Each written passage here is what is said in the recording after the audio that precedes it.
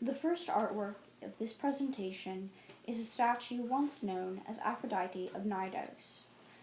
According to the Encyclopaedia Britannica, Praxiteles, the constructor of said statue, was greatest of the Attic sculptors of the 4th century BC and one of the most original of Greek artists.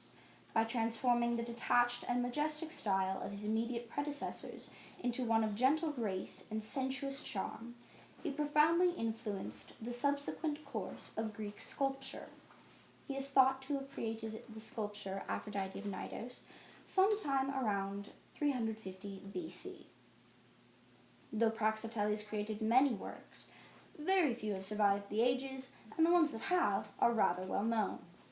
Aphrodite of Knidos is thought to have been the first work in which the goddess is shown completely naked.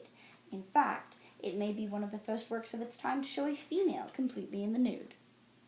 The Aphrodite of Knidos was a freestanding marble sculpture, a sculpture not attached to a background, displayed on the island of Knidos, in a circular temple that allowed the goddess's likeness to be seen from all sides.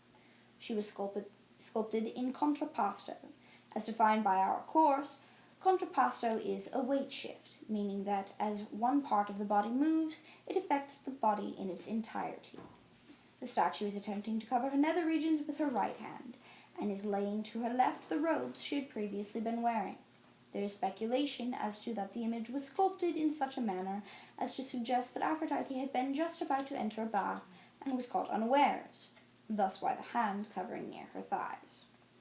The fact that Aphrodite was displayed nude was a shock, and her temple at Knidos became a major tourist attraction. Men were rumored to have fallen in love with the erotic beauty of the statue on many an occasion. Perhaps, however, the most interesting bits of information about the statue are not so much the facts as the legends surrounding her. One tale, found thanks to Brown University, tells the story of a youth so smitten with the statue that he spent all of his time in her temple.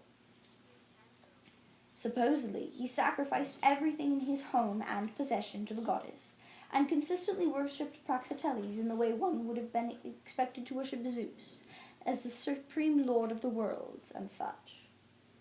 One night, the youth was said to have been so overcome by passion that he attempted to copulate with the statue. However, as she was stone and not human, the attempt went badly, and he stained the stone with his ejaculate. Another delightful tale is that of the opinion of the goddess herself upon seeing the statue for the first time. One late Hellenistic poem depicts the goddess saying something laughingly along the lines of, "I know of this man and this god, but when did Praxiteles see me naked?" Sadly, the original Aphrodite of Knidos does not seem to have survived into these modern years. After being stolen from Knidos and taken to a palace in Constantinople, she is thought to have burnt in the fire of the year 476 Anno Domini. Instead of the original art, we only have what we must assume to be pale imitations, most of which are actually Roman works and not Greek, to view in place of the original sculpture. This second piece comes from the Etruscan era and is called the Tomb of Orcus, or sometimes referred to as the Tomb of Marina.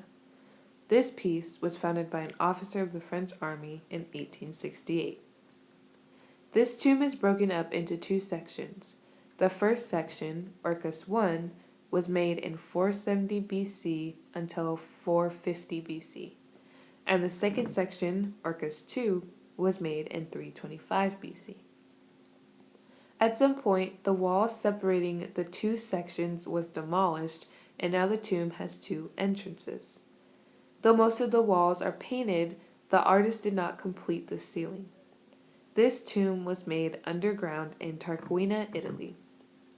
According to the book called Abundance of Life, Etruscan Wall Painting by Stefan Steingraber, states that the poet Vicino Caradelli refers to this tomb by saying it is a work forgotten amongst the great.